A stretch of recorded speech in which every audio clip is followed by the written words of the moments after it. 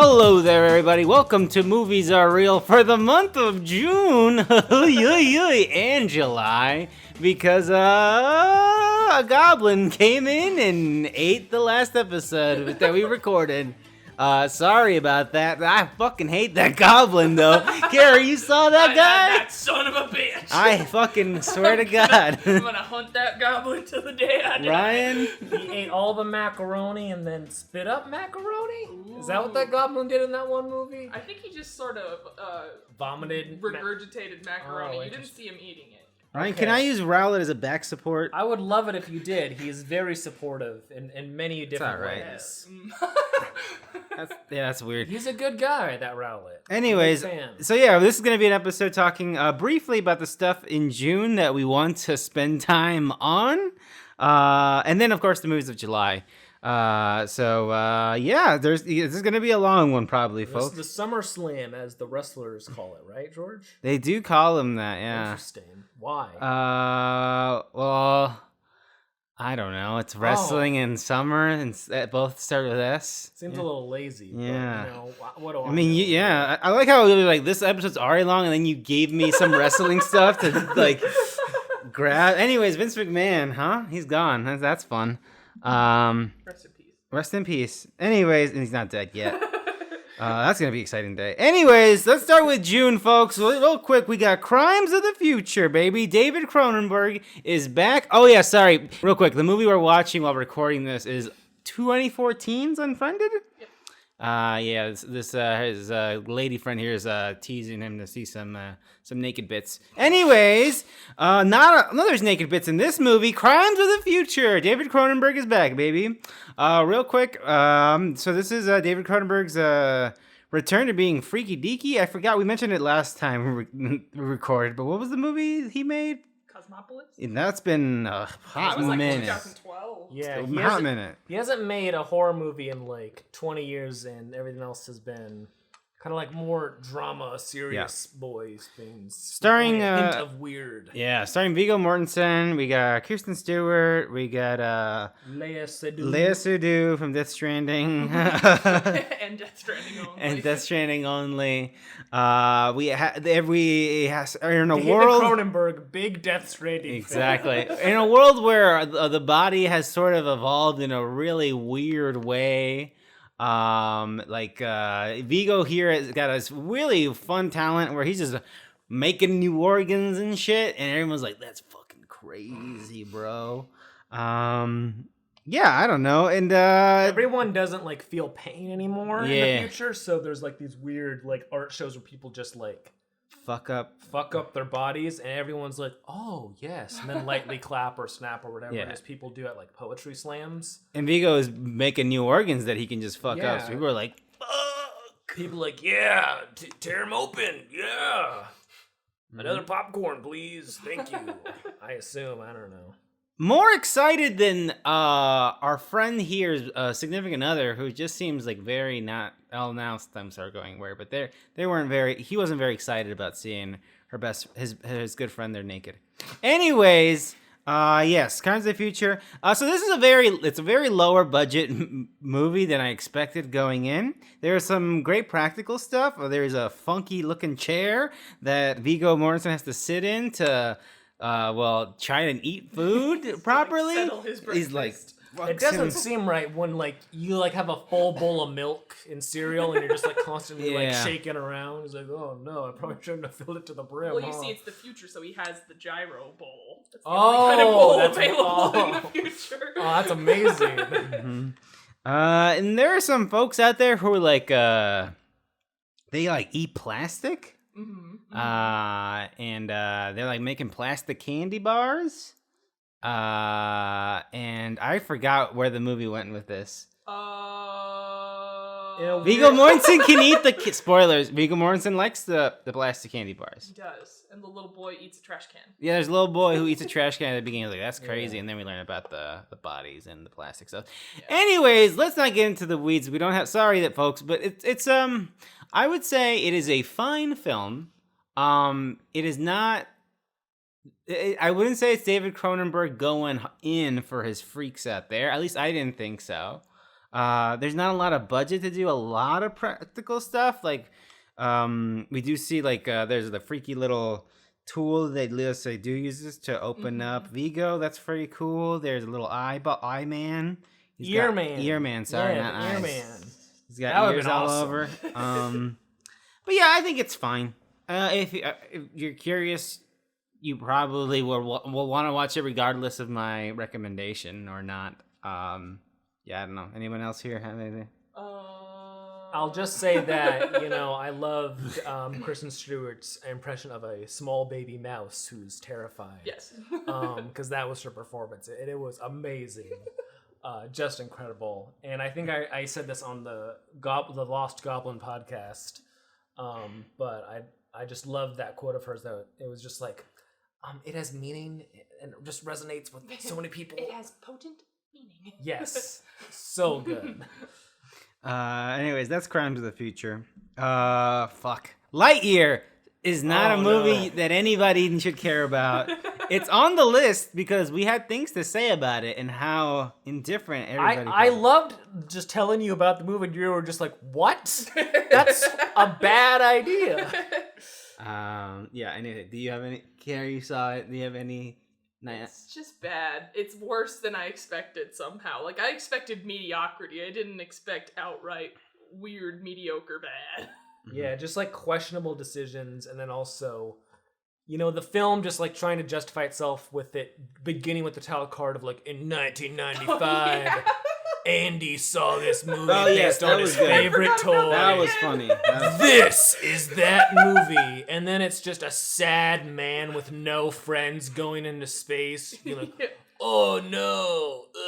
And it's like, what a lame, stupid, idiot kid. Yeah, that's the most fascinating like thing. if his favorite movie was like Over the Hedge, it'd be like, okay, you're 5, that's fine. I love Ben Folds. But like this was your favorite movie? Oh, I just got back from Shawshank Redemption. I really need a good old Morgan Freeman action figure. Now that would have been a funny movie. Fills all the toys to Morgan Freeman. Yeah. Get busy, live and get busy. But yeah, that was the thing I found the most interesting that you said, Ryan, was that we're supposed to believe that this fucking movie is a movie that would have existed in the mid-90s that a young child would have watched and would have been inspired. And carried it with him for the rest of his days. Yeah, just very weird. And yeah, just the film, like, starting with it justifying itself is just so bizarre and just kind of like ruins the filmmaking, like the enjoyment of watching a film when it's like, hey, this film matters, am I right? And it's like, or it could just be good and like I'd care. No. Okay. Anyways, no new opinions on Lightyear from us here, folks. So apologies about that. Jurassic World Dominion. It sucks. You don't need to watch it. If you saw Fallen Kingdom, you're like, man, I don't think I should watch the next one. You're correct. Don't watch it. It's got the clone lady back. It's got a weird return of the guy who was fucking eating dinner with Newman in the beginning of Jurassic Park. He's back. He's got a son, maybe, or maybe a brother. I don't know. There's locusts. It's mostly about It's mostly about locusts. It's mostly about locusts, and not dinosaurs. That's right. Mostly about locusts. Oh, that's so funny. Yeah. It's not very good. Sorry, that's all I got to say about Jurassic World Dominion. It's rough. It's not like it's not very fun. Like maybe if you grew up and like you really love all of those movies, there's maybe something in there for you, but I've never really cared much about them. So this movie just felt like a generic, meaningless action thing to me. I don't know. Yeah. With not a lot of action. I mean, there was a fucking Mission Impossible adjacent motorcycle fucking thing. I hated that. Yeah, that was weird. That was something. It's like, what if Jason Bourne was running from exactly? It's like a Jason Bourne. Yeah, exactly. It's exactly that. Weird. Anyways, The Black Phone. Hey. Yeah. Carrie, you really liked this. I like this movie a lot. It's a lot of my favorite things. It's like a ghost movie, spooky children with psychic powers movie. A lot of talking. my favorite kind of classic Stephen King. Yeah, exactly. I wonder who wrote this. Not Stephen King. A guy who is very much like him, though. A clone of Stephen King. Oh, no! No, but yeah, I like this movie a lot. We had some discussions in the Goblin episode about how it's tonally weird, and there's some brutality that's included that maybe didn't need to be included. Yeah. It's not that it's like, it's just bizarre. It's just, yeah, that's true. It's just like... It's like, I don't gain anything. Just children getting fucked up. Just very gobsmacked by it. I'm fine with children getting fucked up. In fact, if anything, I encourage it. But like when it's like their parent, and then like later on, like that same parent. Yeah. I was talking about the kid who gets a concussion and then that probably was insane. Yeah, that was classic comedy right there. But like the parental abuse is like a little too much, especially when like towards the end, like that dad's like, oh my god, my son's back. I love my son. It's like, what? Okay, but you really smacked the hell out of that child, whose mom is dead. So you know, whatever. But I don't know. I'm not a parent, so maybe it's all understandable once you're a parent. Maybe. That's the thing I always hear from people. Like, the moment I held my child in my arms, I was like, oh, I can't wait till I can fucking hit you. Isn't that what people say? Or is it something like normal? I don't know. Oh, interesting. I do feel about this movie that I wish there was a little more Ethan Hawke kookiness. Absolutely. Because I feel like his character is great and hilarious, but he doesn't really get much time to flex and enjoy that. But yeah, other than that, that's I a bummer. enjoy this movie a lot. I didn't like it very much, but that's fine. I'm over it now. Fine. I think my main thing is all my distaste towards it was transferred towards the Goblin. That's fair. I remember one thing we talked about was how it just felt like if he had thought through things more, he could have gotten out of there much easier. Because like there was stuff he had in downstairs, and like when there's a man sleeping upstairs who's your serial killer, just like, you know, take that, you know, toilet lid and just like smack him real hard, or just like shove scissors down his neck. No. Anyways. He's a child predator. Who cares? Anyways, the black phone. There it is. This one, folks, is maybe one you wanna make note of. The Mad God. Hell yeah. From the man who brought you Ed 209. That's his name from RoboCop, I think. The big boy. Robot Cop. RoboCop. That's Robot Cop. RoboCop. Okay. Yes, Carrie, you want to explain this one? This is the passion project of 30-ish years, maybe not that much. I don't remember the number. Lots of years. Advertising was 30, but it was like from one Phil Tippett who. I mean, RoboCop's at least 30 years old. That's true. Seems like a long time. Mm-hmm. Who would spend 30 years on a movie? No one except Phil Tippett and Richard Linklater. Yeah, well. But yeah, no, this both movie... with two very different end results. No, they're the same kind of style. Oh, okay, that actually adds up. Richard Linklater could definitely put out a Mad God. Oh, I think he could. But this movie doesn't have what you might call like a concrete through line storyline. It's more of like a bizarro visual. I'm trying to think of the word I'm trying to grasp, but it's like a menagerie of weird imagery of which seems to be focused around our central character going on a descent on this mission, and he seems to be like puppeted by some higher being / scientist / mad god who sends him on this mission to go deeper and deeper into more mounting unpleasantness and just gross stuff that keeps happening to him on this journey with all these weird creatures and all this weird biomechanic factory elements. It's very cool. They're like there's these there's the creatures as well, but they're like these sort of like mindless little lint people. Yeah. They're like the most humanoid little guys.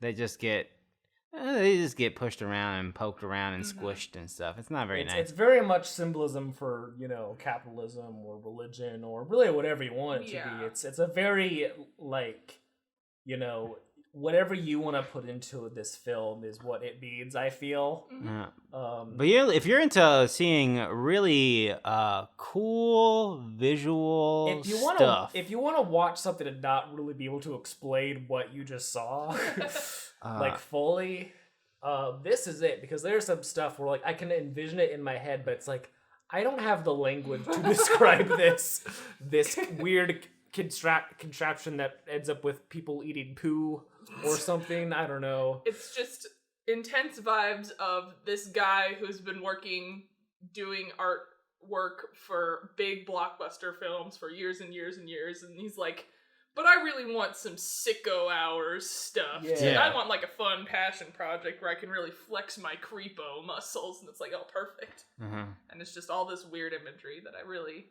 really enjoy. Yep. Yeah, for me, I thought it's really impressive. I wish it was a little bit more easier to piece together in terms of from like what's going on, like this world that they're exploring, like who is this mad god, like all that stuff. But it's fine. Like it's fine. Like it's still pretty cool. It is a very cool movie. So that's Mad God.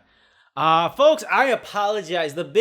Not me. The Goblin should be here apologizing to Baz Luhrmann for our coverage of Elvis, because I forgot until this moment.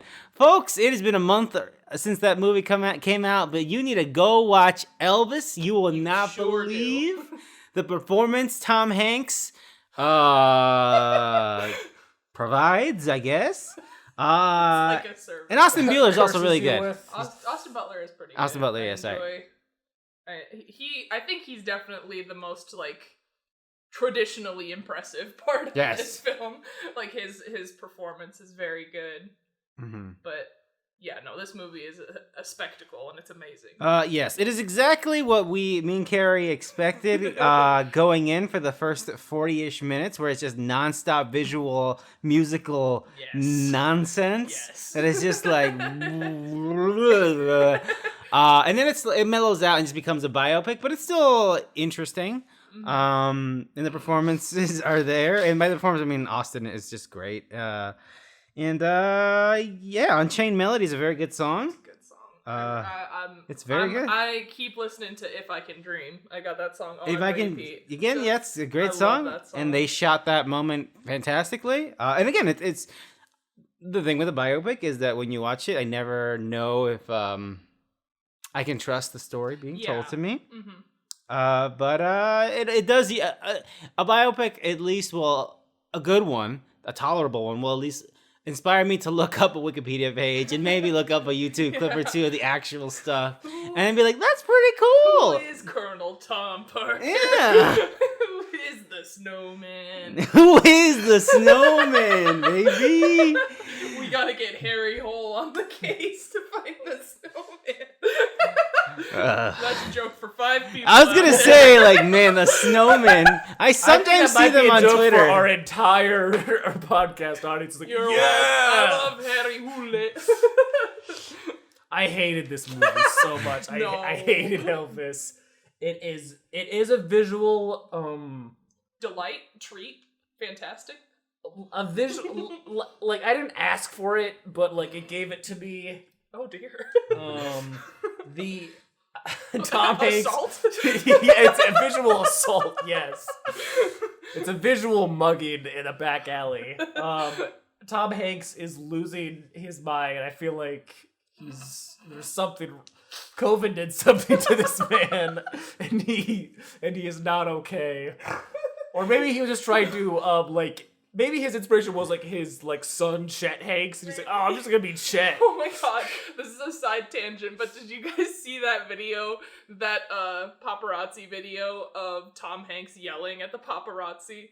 It's so fucking funny because they're like swarming him and his wife, and I don't know what happens. She like trips or gets pushed. Yes, and Tom Hanks is like, back the fuck up, tripping my wife. And it just zooms in on this one scrawny kid who wasn't even involved, and Tom Hanks is like narrowing in on him, making direct eye contact and glaring at it. It's so fucking funny. He tapped into that's a great movie right there. But this was just like it It was too long. It was too weird. I felt like it skipped over a lot of the, like a lot of biopics. It skips nobody over, like, hangs around the bad stuff. Yeah, no one's like, what if like we talked about how his wife was like 12 or whatever. 14. Thank God. I thought this would be weird. Or like his drug addiction is like he takes one pill at the beginning of the movie and then at the very end he's like, I love drugs. I've always been doing drugs. Well, I mean, if they have a guy on staff who's the drug dispenser, I think you can imagine when you have to see every single scene of Elvis taking drugs. I'd like at least more discussion on it, like his wife being like, hey, I just graduated from high school. Also, you're taking a lot of drugs, and it's the middle of the movie. It's like, it is the middle of the movie. Don't worry, my drug use will not get any worse. Oh no, we're at the end of the movie. You've hit 25, and I can't take that. And now I'm doing too many drugs. Classic Elvis, am I right? I don't know. I hated it. I will never watch it again. I'm glad it's doing well. Movies are back, baby. Yeah. I don't know. But I haven't looked into it, but it seems like Baz Luhrmann is maybe a very not great director to work with. I imagine. But I assumed this. But I mean, they said that about Stanley Kubrick too. But I mean, we get some masterpieces out of it. So. All right, Carrie. Elvis is very much comparable to like 2001. Thank you. And The Shining. Yes. Like, I can't tell the difference between these two movies. Anyways. Listen, it's just masters at work. You know what I'm saying? Clearly. Love you, Shelley Duvall. Oh God, I'm so sorry. Anyways, with that's June, folks. We went through a lot of that. Elvis being the highlight, and Mad God, of course, but mostly Elvis. July, we're in it. The And podcast is starting now. Now, yay! Take that, Goblin. Oh no, he's back! Somebody goblinized Taika Waititi because Thor: Love and Thunder is not great. No, sucks. Anyways, Thor: Love and Thunder is the next movie we're talking about. The more I sit on it, the more I'm like, yikes, it's a little cringe, bro. It just feels very like it feels like you put like epic. No, it's like an AI wrote a Marvel movie and not. That's all of them, dude. I know, but like even more, because like there's no like a sassy AI. Yeah, we put some stank on they accidentally dialed the sassy AI up, but like it felt like people at least like go through and like clean up the audio, the dialogue, but it felt like none of that in this. It's just like, all right, let's all go do the thing now. All right, I have a Bluetooth speaker. That's funny. Let's all go to the thing. Remember that joke? Nope. She was like, get your weapons, and then she's like, what's that? I was like, oh, it's a Bluetooth speaker, and that was the joke. Nope. Okay, you guys are very... I had no memory of that. When was that? Who said that? Valkyrie? It sounds like Valkyrie. Valkyrie had the Bluetooth speaker, and Natalie Portman was like, what is that, a bomb? She's like, no, it's a Bluetooth speaker. No, I remember this now. I'm seeing the bones of the joke. Yeah. But like, where do we start? So it's about Thor. He's going on his adventures with the Guardians. And right, then, post Endgame. Yeah, we don't really see any of that. No, we get montage. We get like a montage, and then he's like, "I'm actually gonna go off and do my own thing," and they're like, "We all don't like you." So good. It's like, okay, whatever, I guess. And then they play a and then Guns like N' he Roses song. He goes to new Asgard, and they're like, oh, there's this guy GWAR who's killing a bunch of gods, and also there's this new lady Thor, and it's his old girlfriend Jane Foster, Natalie Portman, and they all have to go on an adventure to stop GWAR, the God Butcher. Mm-hmm. And also, it's Mighty. It's not the Mighty Thor. What? It is called Mighty. It is Thor. Mighty Thor. Okay, so it's Jane Foster. That so she has cancer, but that run was called Mighty Thor. Yeah, while holding Mjolnir, she's fine. Yeah.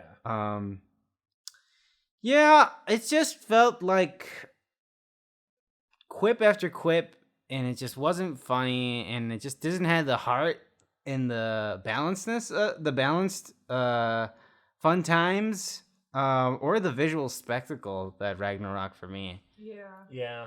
It's just too smarmy for me. It's too Family Guy funny moments for me. Ooh, that's pretty good actually. The YouTube shorts of that. Yeah, exactly. That's all I see on YouTube shorts somehow. It's all Family Guy clips, and I don't understand. That's exactly why this came to yeah. I think I watched one, and the algorithm was like, "Oh, you love Family Guy, but exclusively on YouTube Shorts." Okay, I guess that's Family fine. Guy funny moments. But yeah, Christian Bale's fine. He's Christian Bale. He's hanging out. He's doing his thing. But Tessa Thompson, not a lot of her. There's not a lot of her. No. Russell Crowe, very funny. Very funny. Also, not a lot of him. Yeah. I get that Chris Hemsworth is finally having fun with the character as past Dark World, where he was all serious on Thor and whatever. But like, toned it down a little bit, or maybe like, don't put every joke that he maybe came up on the spot in the final cut. Yeah, like, is starting to feel like a Paul Feig movie. Yes, 100%. I feel like what this film was missing was like a straight man. Yes, absolutely. Everybody's having fun and goofing around. In Ragnarok, it was, Hulk is pretty serious. Yes. Loki is pretty serious. Yeah. Hela, like, it's pretty cool as a villain. Pretty cool as a villain and pretty serious. So, like, that'll bounce. But everyone here is, having fun. It's goofy and wacky. And I guess GWAR is serious, but, like, he's not... There's not a lot of him. There's not a lot of him, and then when he does show up, it's, like, I'm a villain. Extra, like, emo. So it just feels like it just feels very contrasty from everything There's else. not a relationship we have with this bad guy. So when we get to the ending of this movie, it's like, okay, I guess. And also, the ending was weird because they all these Marvel movies, they have, like, we gotta get to the thing. But, like, this thing was just, like, make a wish. And, like, I feel like a lot of the characters that are in this universe could really use that wish for, like, a number of different things. And it's just kind of weird how that's just a thing you can do, is just make a wish when the plot of, like, the first, like, dozen movies was like, we need to get these stones so we can do everything. It was like, oh, why don't you just go wish for that? Actually, that's fine. Yeah, that's like, I don't really care, but it's just a weird thing. This feels like a direct-to-DVD version of a Marvel movie. It feels like a Disney Plus Marvel movie. Yeah. I don't know, Carrie. What are your qualms with this? I don't know. I usually have these things far away, as in I'm not going to care about them, but this one especially just felt like, because I know there's a lot of people who don't like Ragnarok, and I feel like this is me feeling what they're feeling about Ragnarok. I still like Ragnarok, but I think that this movie, I'm like, all right, Taika, all right, everyone, calm down. This is a little dumb. Like, I don't have any reverence for the character. I'm not like, you're messing with the Marvel-ness of this, but it's just, it felt boring and uninspired. Yeah. Just stupid. Also, I'm still looking forward to Guardians of the Galaxy is the only thing I'll say. That was a side tangent. Yeah. I'm excited to see it end. Yeah. But yeah, I don't know. I was bummed. I didn't have high expectations. I was hoping it would at least be fun. I thought it would be fine if anything. Have like a few laughs, but like, and I felt fine coming out, but I literally, like, I don't think I like even cracked a smirk. It was just, my brain was just like, this is a joke you're listening to, and I'd be like, oh, okay. Yeah. That's awesome. That's awesome that there's a joke right there. Yeah. Oh, man. Yeah, I don't know if there's anything else to say about that. Mid. What's next? Mid. Thor loving mid. Nice. What's next movie? The next Marvel movie is a Black Panther. Oh yeah, forever. Let's talk about that. Everybody in the world, including me, we talked about it before the movie started. I was like, I don't know if that movie's coming out, and you're like, it's coming out, George. It's coming out. And I was like, okay, and I was like, all right, and that trailer fucking killed it. I am so excited. We'll see.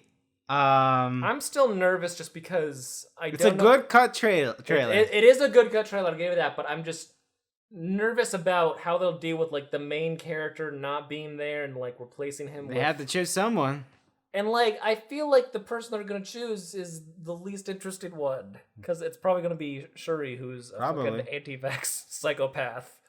Which I know that shouldn't affect my view of a fictional character in the film. I mean, but it's like, fine. It's more important than whatever the hell. Yeah, but like, it's still like, I also, the moment that character made a "what is those" jokes, I was like, I do not care about you. Nothing you do will make me. I don't think it's gonna be her. I don't think it's gonna be her. I guarantee you. I think it's gonna be joke whiplash when that happened. Yeah. Because I laughed really hard at the joke before that. And then she's like, "What are those?" And I was like, "Oh." I think I remember you like going, "Jesus Christ," when you heard that in the theater. But who do you think it'll be? I want it to be Winston Duke's character. I don't think that'll be. That'd be nice, but I think because he's so good and like everything. I forget the actress's name, but the warrior lady, Lupita Nyong'o, or the lady from Walking Dead. The lady from Walking Dead, I think is the thing I'm thinking of. Yeah, she's great. I think it'd be her. Great, but I feel like it'll be anti-vax girl. Anyways, yeah. Look forward to Blade. I hope it's not bad. So that's Thor: Love and Thunder. It's whatever. This is GWAR. Yeah, baby. Which I assume is a documentary on GWAR? Yes. Okay. Yep. What is GWAR? They're like a metal Is this a Greg band. watch? I Greg figured watch. this is a Greg. They're interplanetary metal band of these dudes who dress up in these costumes and have these crazy concerts with all these set pieces, and they have people in costumes come out and get beheaded, and they shoot blood all over the audience, and they're very fun. But this is just a documentary covering their trajectory as they started in. The main guy was Dave Brockie, and he started the group years and years and years ago, and it's just their story of how they started as like a small band on a college campus and then grew into this insane, it just kept building of like but what if we did this? And what if we did this? And just got crazier and crazier, and more people were involved, and it sort of tracks the rotating cast of characters and their journey as a band and all of the crazy bullshit they did when they were getting started. I've never been like crazy into GWAR. I've watched like the videos and stuff that Greg shows me. They're hilarious in interviews. They do a lot of funny stuff.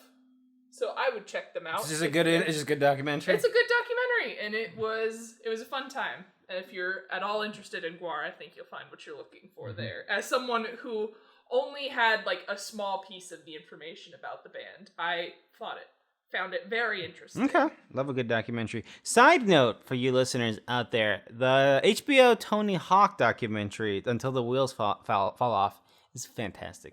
It's excellent. Great documentary. And Tony Hawk is pretty cool also. It's in HBO, so not going anywhere. Yeah, great. I love it. Oh, yeah, I can't watch that. Sorry, I'm a woman. Oh, that's right. Oh, no. I almost watched this, but then I didn't. Fire of Love is the next movie on here. Another documentary put by National Geographic with Neon. Yes. Ryan, did you see it? I think only Carrie saw it. I saw it. I was doing a little intellectual watching this month, doing some documentaries. I watched 2 documentaries. One about volcanoes and one about aliens with big penises. Yeah. So yeah, I'm cultured.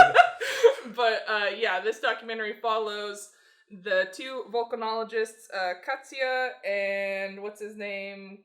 I think it's like Martin or something, Kraft, and they are French volcanologists from like the 70s, 80s, and they would go around, and the documentary is mostly made up of their archival footage from their expeditions where they would go and film the volcanoes and do experiments and test them and like test the environments. Maurice, not Martin. And I just thought it was really interesting. It tracks their story of how they happened upon each other as being 2 people who happen to live super close together, and they also really into volcanoes. Yeah. And it follows their story of them going all over the place and becoming more renowned as like the volcano people, and who are also like in love and all this stuff. Yeah, and it's really cute. And a lot of the footage is just insane. That's like what I heard about the movie. The footage gorgeous. It's craziness. And as someone who loves like lava lamps and like any other visual ASMR type stuff of like slime and goop. It's very cool to look at, and it's a really heartfelt story. It's very good. Yeah, I figured I'd like it. I don't even know if it's still playing, unfortunately, but yeah, I figured that's every one of those things where like I've never thought about volcanoes, but I'm sure if I'd watch it, I'd be like, wow, volcanoes are fucking cool, man. I made my Letterboxd joke review was that I still don't know what lava is, but this movie was pretty cool. I still couldn't tell you this with lava and magma, but magma's in the earth, lava's shut up. The earth. I know that. Shut up. So yeah, I learned a lot from this movie. I don't know what it is actually, or where it comes from. It's like wet fire. Of love. Yeah. But yeah, I would recommend that if you need like a feel good / looks good documentary. Assume it'll come to Hulu maybe because it is a neon thing. Yeah. Oh, if it's neon, then definitely. Yeah, it's a neon thing, but it's also National Geographic. So is it gonna go on Disney Plus? I don't fucking know. Ooh. I don't know. They have National Geographic stuff on Disney Plus, right? Yeah. Anyways, I'm still playing on Alamo. Yeah, I was gonna say I think there's a few. Anyways, cool. This fucking shell. Marcel the shell, right. George. She has shoes. He has shoes on. How could you hate this? I almost went to see this. Didn't. I'm sorry. Oh, you didn't see it? No. Oh wow. I bunch of fake Marcel fans here. Fuck you! Yeah. I had my 5 days off and I went to see what did I see first? I don't remember. I saw Fire of Love one day, then I saw Resurrection the next day, and I was gonna go see Marcel the third day, and I was like, I'm gonna stay home. But I got good news for you. Marcel slaps hard. It's great. It's just a little story about a little, shell lives in a house that is being Airbnb'd, so there's like a rotating cast of people going in. And then a man stops in, he sees Marcel and decides that he's going to film a documentary around him and how he lives his life as this tiny little shell that lives in this big house, and then also goes into the story, oh my god, as seen in the trailers, of Marcel wanting to find his family, which he was separated from after an incident. And it is so good. It is so nice and clean and fun and sweet. Big Paddington vibes from this film. I don't want to say much because there's not really much to spoil it. Because if you see the trailers, you'll understand the gist of what goes on. But it's just very sweet and fun. Marcel is always fun and interesting. The stop motion animation is very, very good and fun. A little different from Mad God, but still two great stop motion picture films I've seen this year. And just a lot of creative uses of this tiny little shell and how it interacts with the big world of just this house, and then eventually goes to the big outside world and all that stuff. And it's just so cute and so funny. And it's just a wonderful time. I can't imagine someone not enjoying this film as I share this couch with George, who's the most hateful person on the planet. But it's so good, and I really, really recommend it. A24, so we'll probably hit a bunch of streaming stuff. Yeah, I do want to watch it, but also I had a moment to myself where I'm I'm at peace with watching this at home. I don't know that I need to see this in a theater. It was so good. One of the best parts at the Alamo was, it began with, one of their cause hey, don't be on your phones, but they had one with Marcel, and Marcel was like, hey, don't be on your phones and be good and be nice, and then, just a long tangent of things, and that was remember, do that, and then it put up the long tangent, all of the text on the screen. Very, very good. Love that little shell. Mm-hmm. Yeah, great. I love it a lot. All right. I will watch it eventually. I won't. Well, fair enough. George, you don't watch the Shell movie, you don't drink the flaming hot Mountain Dew I bring. Yeah. You come here, you eat all my Twink coins, and then you leave me with nothing. What's with you setting boundaries? I don't think I like it too much. Yeah. right. What is Not Okay? Not Okay is a Hulu original, part of Fox Searchlight's big push to put stuff on Hulu, and it was blowing up on a Letterboxd. So I was like, I'll give it a try. And it's a very interesting idea, but like I just feel like it's not executed great. It's like this very, very online, zillennial type person who, is struggling with, work and like all that stuff. And she decides to, post a fake trip to Paris online to like make people think that she's at this fun writer's retreat. So she like photoshops her like in Paris and like pretends like she's there. And then she wakes up the next day and the place that she pretended that she was in Paris got fucking bombed by a terrorist attack. And then everyone is like, oh my God, like she doesn't have like a lot of friends. She follows and like is friends online with a lot of people because that's who she is, but she doesn't have a lot of like real like personal connections with people. Mm-hmm. So like all these people online are like, oh my God, are you okay? And she's like, I'm okay. And she writes this article for like not BuzzFeed about like, I survived the bombing in Paris. God. And then she becomes like this big international thing where she has this like Me Too-esque hashtag of like, I am not okay. Where it's like, talk about your problems. Like, I was in this bombing and I am not okay. And it's a very fun idea, but it's not executed very great. Yeah. Cause like the character is like, my favorite part of the movie is like it begins with like, like, this film contains, graphic language and an unlikable female protagonist. Which, like, that's very funny how, like, that's now one... That's a trigger warning. That's a trigger. The trigger warning is, you will not like this main character. Trigger warning. She fucking sucks.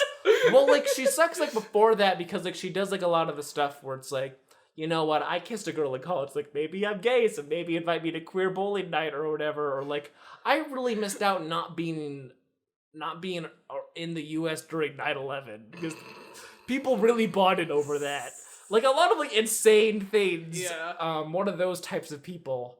And then like it kind of like goes into like she meets up with some people who like have actually been in those like horrible situations, and then eventually it gets out because she did not do a good job, hiding that, and it just kind of like devolves and doesn't feel very good. And it's supposed to be like a comedy, but like the comedy's very, it doesn't balance the comedy with like the reality of what is going on. Yeah. And a lot of the internet, message is just kind of like, oh, internet, am I right?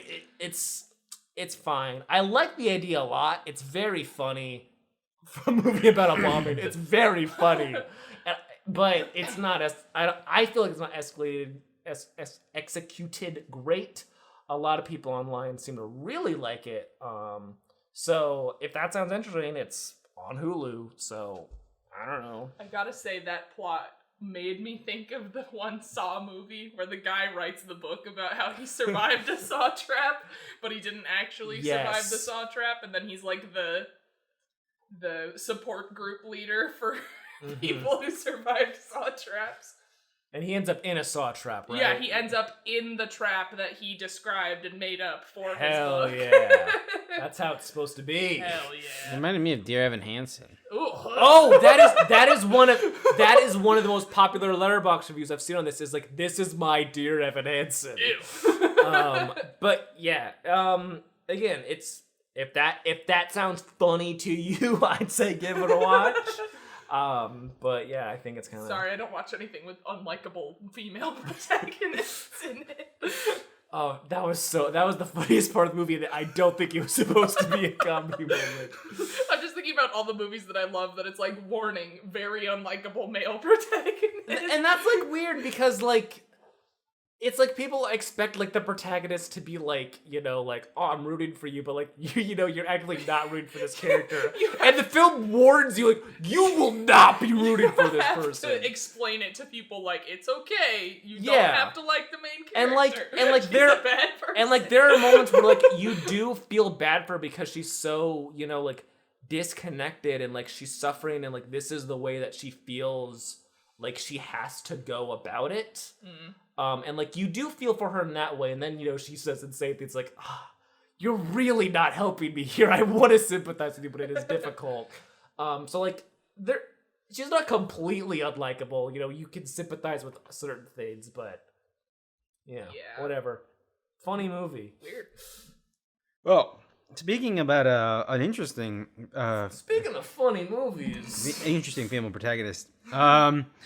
Resurrection. Rebecca Hall is back, folks. Back with I don't even know how to describe it. Trilogy of her making people uncomfortable. Yeah. Rebecca Hall and Tim Roth here with they got a fun little adventure for you. Rebecca Hall plays some sort of some sort of scientist or like a pharmacist. She works at business. Yeah, because she does science. She goes into business, but then she goes into her meetings and she's talking about like fucking mitosis. Exactly. I think she's like in charge of like a company that does this, and she's like has that executive job where she like does business aspects of mitosis in science. Anyways, Rebecca Hall is a scientist business person who is a single mother. To a big girl boss, to a big fucking nerd daughter. Gaming rigged over here. Playing Elder Scrolls. And she's in a relationship with an adultering man. Things are going pretty good for Rebecca Hall until she sees Tim Roth at one of her businesses. Whoa! We've all been there. Whom among us? Whom among us? And that sets her into a panic attack into what is going to be not good times for her. So, obviously, all of us got Hall-pilled when we saw The Night House and saw that this was her one of her next big things. I think Ryan didn't see the trailer even. I didn't even watch the trailer. I saw the trailer. I was like, ooh, yes. If Rebecca Hall is in it and it's described as difficult, then I am going to love. I'm gonna at least find something to enjoy about this film. I'll tell you what. So yeah, I guess I don't not to get to the weeds of it, but if you enjoyed The Night House and we're looking for more of that, I am here to report to you. You're going to be very pleased with with Resurrection. If you like the scenes of her making people uncomfortable, I got some good news. That is a majority of this film. In a comical way, where this is unbelievable that you would just do this. You know that scene in Hereditary where Toni Collette is talking to the support group about the horrors of her life? Imagine if that scene lasted 5 minutes. Yes. And it's just nonsense. Just fucking ridiculous. My favorite part of that is it's a slow zoom on her face, and it's just 5 minutes of that, then it cuts to the lady just what the hell did you just say to me? And she's like, ha, JK, that's a joke. Don't worry about it. I know I've invented to you about my problems, but that was the worst thing I've ever heard. So funny. Anyways, Carrie, what'd you think of this one? I really liked it. I want to watch it again because I feel like, I don't know, there was some more dreamscapey type stuff that I was just confused about when I first watched it, but I really enjoyed Rebecca Hall's performance, obviously. It's great. And I don't know, I thought it was a very interesting movie. It wasn't, I only watched the trailer one time and I didn't remember it very much. It wasn't what I thought it was going to be. Yeah, me either. I didn't think it was going to go where it went. Yeah. It's very cool. Ryan? I think I liked it. I know I rated it less than both of you. And I liked it a lot. Rebecca Hall is if any other actor was trying to do this would be a 2 out of 5 movie. I agree. It could be very campy and very silly. Yes, but she kills it. And I think just some story stuff and how the plot lays out just kind of doesn't do much for me. But she just oh God, she is merciless. And oh man, it's just most of the scary stuff is just her describing things. I love that. And that's very good. She's just great. She's I don't know what the hell happened because I watched Transcendence and that is a different person. That movie sucks ass. That is a very different person from the person I saw in Resurrection. I'll tell you what. Yeah. What else did I say? Oh, yes. So we all saw this at Alamo. Carrie, I don't know if you noticed this because but did it seem like... Oh, yes, I know what you're talking about. Yeah, did it seem like the frame was zoomed in properly? I don't remember, but maybe. Because I felt like, I mean, I liked it, but sometimes you get, like, I liked it. It was tight shots. Like, it is always in your face. It is like cut on her forehead, basically. Yeah. I definitely remember the shot that you're talking about. I was like, did they mean to frame it like this? Like, sometimes it looks good, but sometimes, like, her head is, like, gone. It was, like, while they were at the diner, and they were talking, and she was just like, yeah, I do remember that. Yeah, I don't know. I'm not sure. So anyways, what I'm saying is, like, I don't know if I think I liked it, but at the same time when it didn't, I don't know. It seemed like a mistake. It seemed like a mistake, but also it was like, I enjoyed how I guess I'm supposed to be unsettled by also the framing of this film, I guess. Everything's upsetting. Oh, no. Anyways, Resurrection is great. If any of that sounded interesting to you, or you like The Night House, or check it out. If you want a good thriller... a good time. Ryan, do you need a break? Your voice is deteriorating live on this podcast. It's fine. My voice is fine. Just a long day. Okay. The IKEA goblins got to your throat. I hate to see it. George, you can't blame everything on goblins. These goblins are Swedish and they're crazy. Nope. Cannot blame the goblins. Nope. The next film from Jordan Peele has arrived. We've seen it. Starring Daniel Kaluuya, Keke Palmer, Steven Yeun is in this. He's in it, and Keith David. A surprise, Keith David. I did not know Keith David was in it for a hot minute. It's not a horror movie, which was pretty clear by the second trailer. Yeah. The first trailer, was my thoughts. I don't know where to go with this. Okay, so it is like Jaws, but with a UFO. Yeah, exactly. It is Jaws with UFO, is what it is. And I thought it was all right. Actually, no, I thought it was very, very good. I'm very impressed by the shots in it. I'm super impressed by the concept of it. Like, I respect it for all the stuff, but my heart's not in it, I guess. I think it's great, but I don't feel passion for it.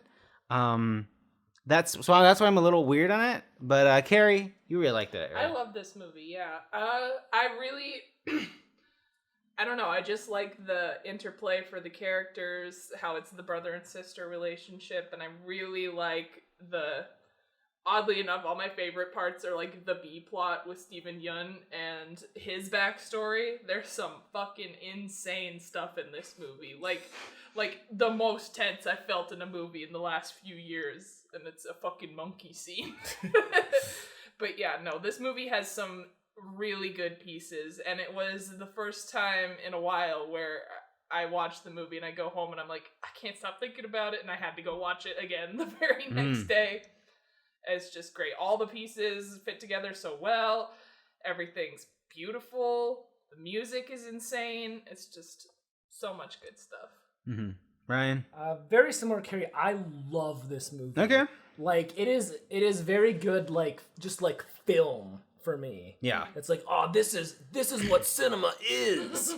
And like, I also saw it twice just because I just really just like, just the look of it, like just the look and like the audio like in like a big theater just like feels so good. Just like the painting shots of like the sky, and you're just like searching like all around for what it is, and there's all this audio whooshing around you, and it's just like, oh, it's so good. And the monkey stuff is so good. It is very tense and weird, and I just love, you know, thinking of and figuring out like how everything is supposed to connect, and you know, the conclusion at least I have with everything just like feels very good. I still don't know what the shoe means. You know, the shoe. Waiting for the other shoe to fall. Oh shit. Whatever. But yeah, I just love. Oh, it's so good. It's very good. And it has sequences that are so like scary, but like also just like awesome. Like that's how I would like the genre of this movie is just like sick. Mm-hmm. It's just like great. My favorite being, you know, the encounter they have with the UFO at night as like the final group. just like everyone's dealing with the UFO in like their own horrified way. Yeah. With the people in the house and Daniel Kaluuya out in the car. Just so good. Such a good scene. I want to see this in like an IMAX and like big, but I don't know what the best IMAX around. There's not a lot of there's a new big screen that opened like on 207th Street. I don't know how good it is, but yeah, we have weird stuff here. But yes, I want to see this in IMAX. I want to see it big and beefy, and I just want to enjoy cinema because I don't know. This is like a cinema film. Like, yes, I like cinema. This is the obnoxious personality trait that I have chosen for myself. And this movie for me is like, oh yes, this finally a film for me. For me, even though I don't feel the passion, I think I love it because like this is Jordan Peele on his Christopher Nolan shit. Like this is a big fucking movie, big budget. You don't know what it's about. It's a little out there, and it's gonna have some really cool shots. And also it's got great performances from Daniel Kaluuya and Keke Palmer. Who apparently like this. I think it's fascinating. Like Keke Palmer's been around for a while, but this movie, like a lot of people like rediscovering her. She's hilarious. Yeah, she's really funny. Yeah, that was the biggest thing. Was like I really hope like he keeps making stuff because like he's got big ideas and he can pull them off. Yeah. Because like once we get to the ending of that, where like the UFO reveals itself in its true form, some Evangelion fucking anime Hell shit. Yeah. It's really cool. But yeah, I told myself I was gonna look at what the discourse of this is, and I only saw a few things of this on Twitter because I was like, are people gonna be super bummed at this movie from the first trailer to what the movie actually is? Because the first trailer, it paints it as a horror, and also I think it's all the whole marketing is it's the next Jordan Peele movie, so it's all like, boom, Jordan Peele, boom, boom, boom. And there's a lot of, I feel bad because there's a lot of expectation that people put on him probably, and if like a movie like, I mean, everyone's really quick to be like flop era, it's done, it's over, and he's also a black filmmaker, so like if something crashes for him, they probably won't give him another shot, like a Christopher Nolan, where he puts out fucking Tenet, and it's like, whoa. Oppenheimer, baby. It's like whatever. I don't know what the fuck that I don't know what the fuck that is. What is that? You know, Oppenheimer, the most important guy ever. It's like I don't know what you're talking Scarecrow. about. He's in this. It's Oppenheimer, baby! It's Oppenheimer. We drained all the fluid from Cillian Murphy's face. Exactly. He looks even more gaunt than usual. There was not much left. Which we did get the Oppenheimer trailer for this. Which again, it's cool to like.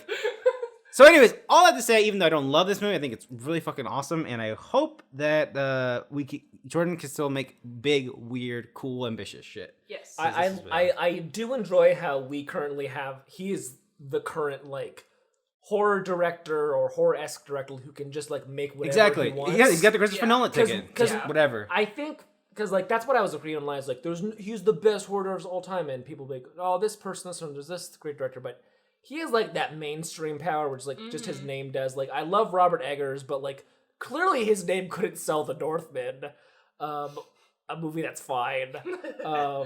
And like, you know, those other people, Ari Aster is another very good horror director who, you know, in the indie communities, like there's a lot of big names, but Jordan Peele just like has that, I don't know how he did it. Just like, he just like is like the horror director right now, and he can just do weird stuff, and it's awesome. Yeah. And I mean, I want him to keep making weird stuff. Like he made like 2 horror movies that were like, that their message, they're like, he's a black film director who like makes great movies with like fantastic black performers that like anybody can enjoy, and like also like black audiences show up because they're like fucking hell yeah, like this is like awesome. So it just reaches like, I guess it just has like a audience, it just reaches more folks like that. I don't know, but yeah. Anyways, I hope we can keep doing cool, great shit. That monkey stuff was something. Oh, it was awesome. Nice. It was so awesome. Story. I enjoyed the weird, fucked up sunglasses at night Oh yes, so blessed. The song is still playing. How did that happen? Oh no.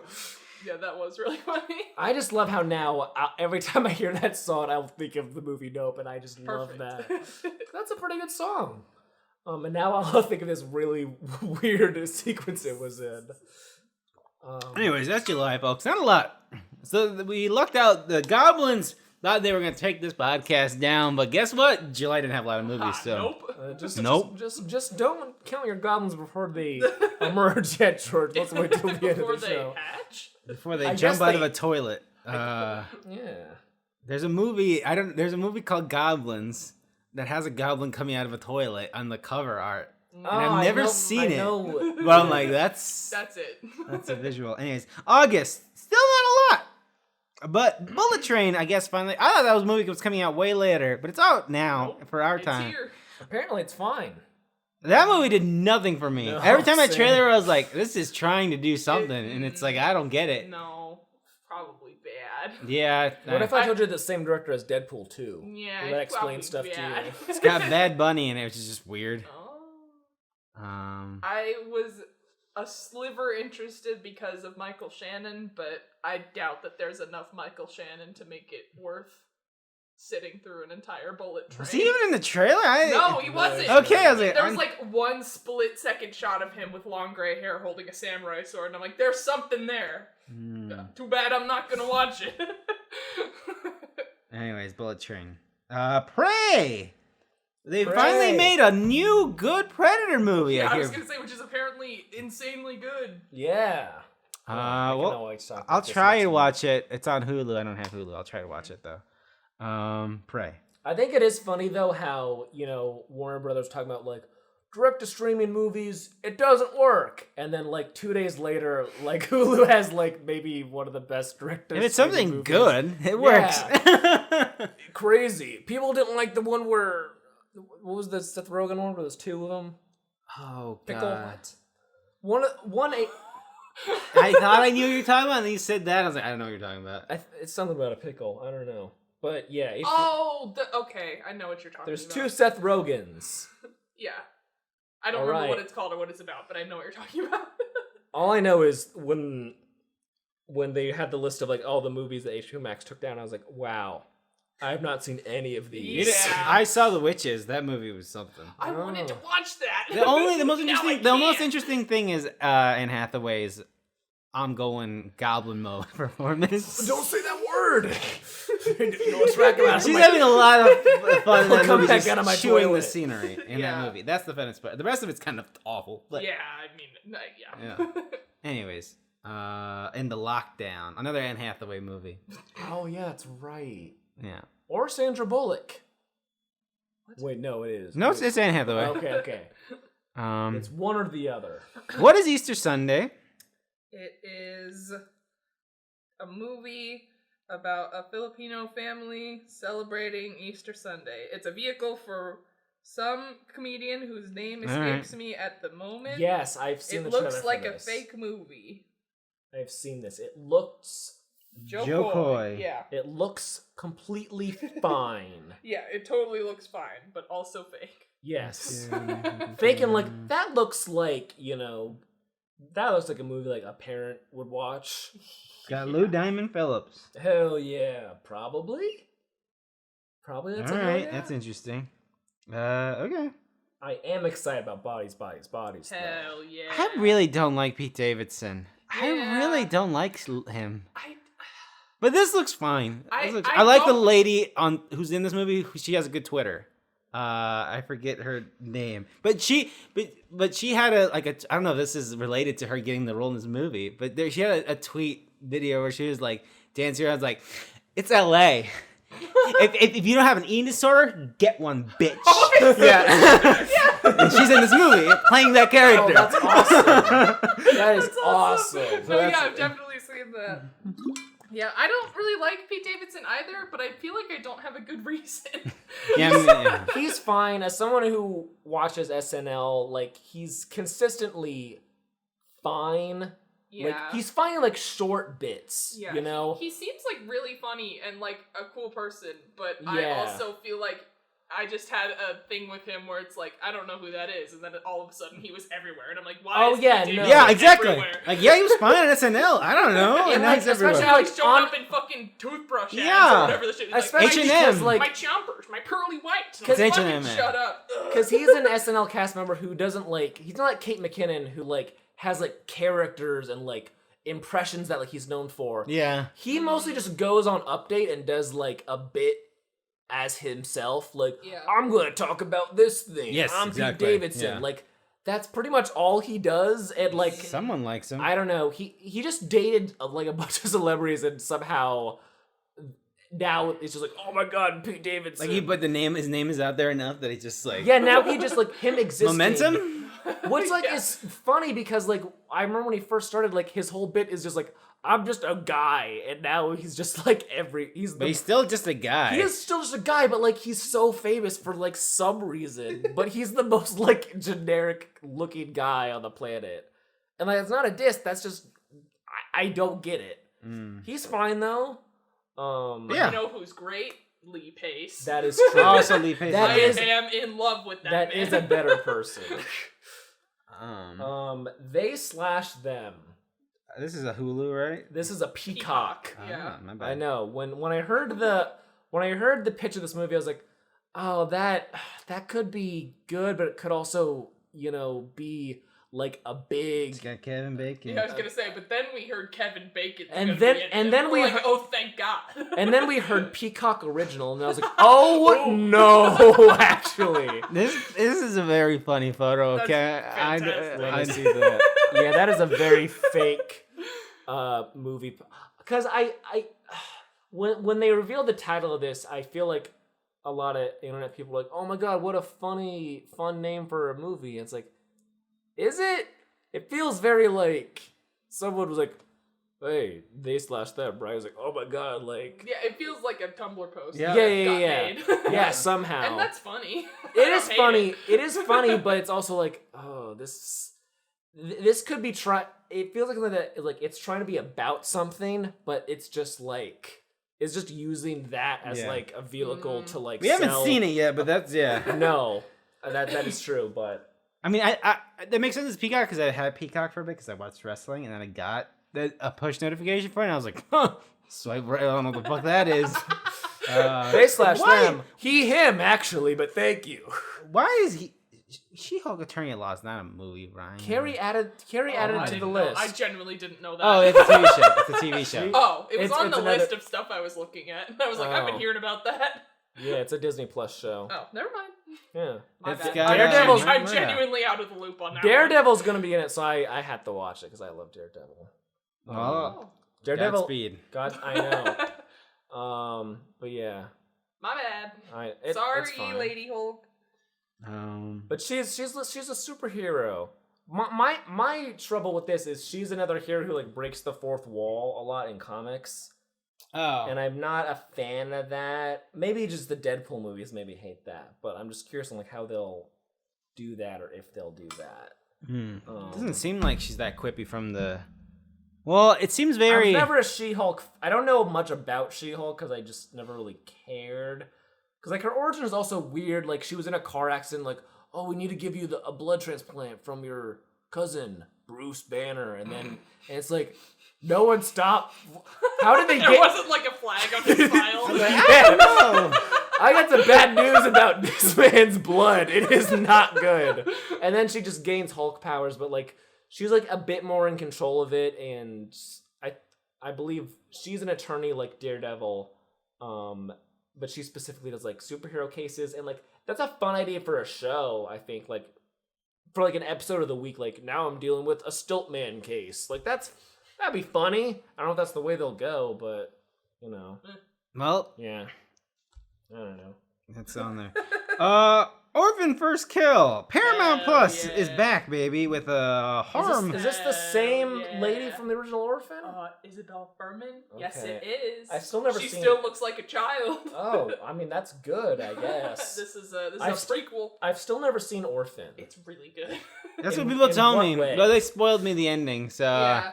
I mean, it's impossible to. It's a long. It came out in 2009. Like 10 years, yeah, more than 10 Also, years. and now here's Orphan 2. Hell yeah!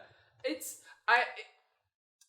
not like a masterpiece, but I think it has a lot of really interesting. Like the original Orphan has a lot of really interesting visual stuff and a lot of fun set pieces and things. And it's got Conjuring lady in it. Who plays Lorraine Warren? Yes, Vera Farmiga. Vera Farmiga. Yeah. It's good. I really like the first Orphan movie, and I'm excited to see a shitty prequel. All right. It's gonna be fun. Maybe I'll watch it. I have it on DVD. Oh. Actually, that's fine.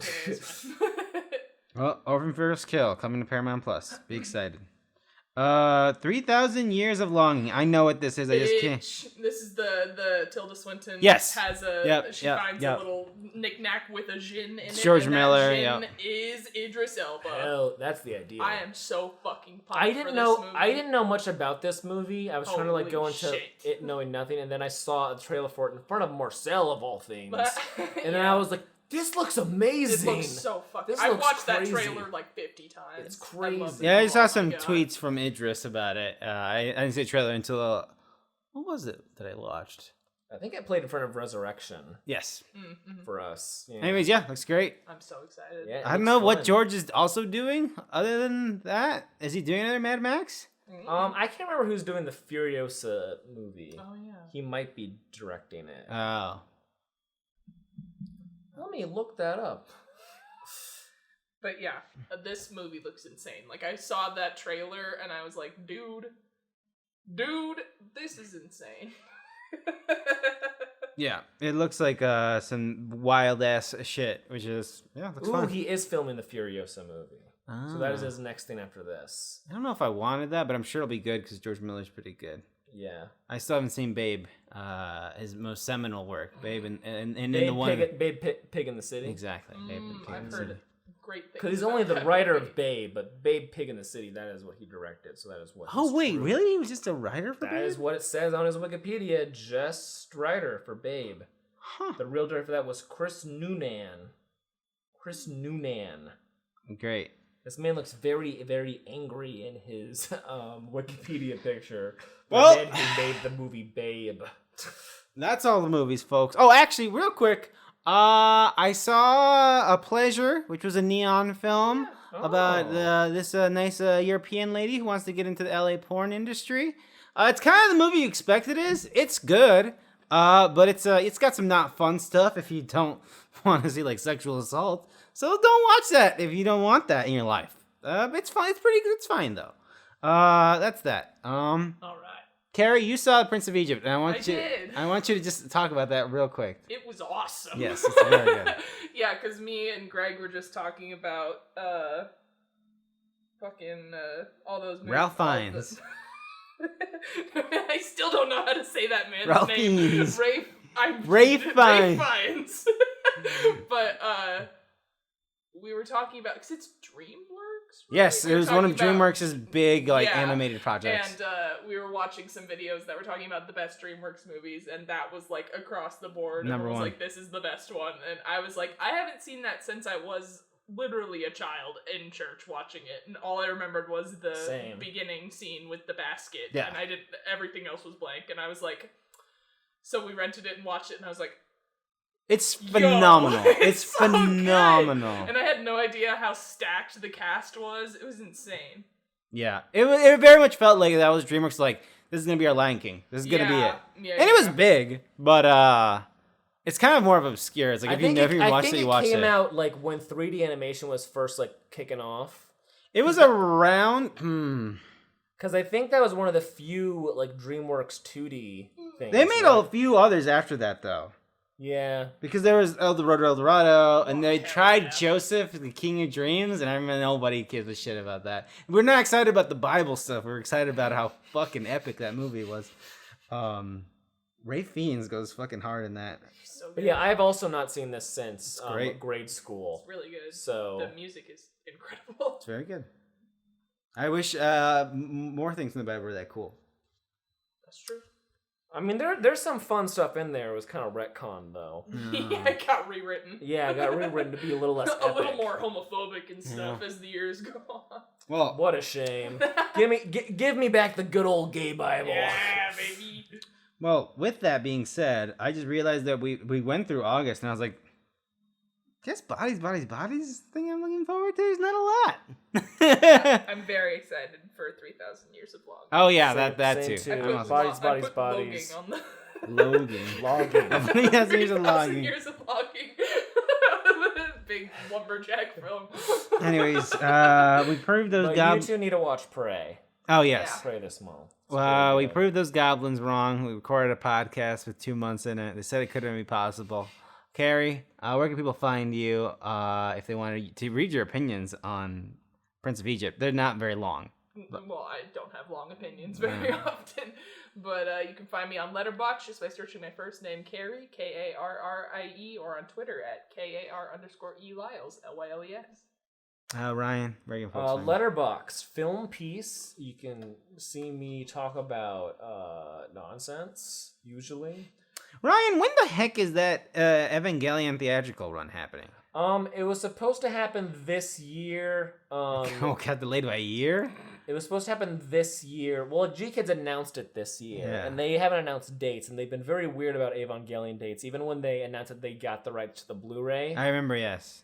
It took them a year to be like, because they announced like, hey, we're going to make an Evangelion Blu-ray, and people were like, holy crap, it's about time. And then like a year later, it's like, oh, it's coming out in like 2 months. So who knows? I thought I read it was supposed to be this fall, so hopefully soon. Oh, Dragon Ball Superhero comes out this month in the US. I'm excited for that. Okay. Is that a new thing? It's a new Dragon Ball movie. Dragon Ball Superhero, yeah. Whenever I see a Dragon Ball thing, I'm like, I don't know if that's new or if that's this is like fair. I mean, that's fair. That is fair. But Evangelion, it's supposed to be a short theatrical thing this fall, I believe. But I'll be looking up times, and if the Alamo doesn't have one, I will be steamed. That's a big movie. You can find me at jcruzalvarez26, where I will not be reporting thoughts on Marcel the Shell. Ever. Or Goblins, the movie with the goblin poking out of the... Don't say stuff you can't come... The toilet. Yeah. Anyways, until next time, bye-bye.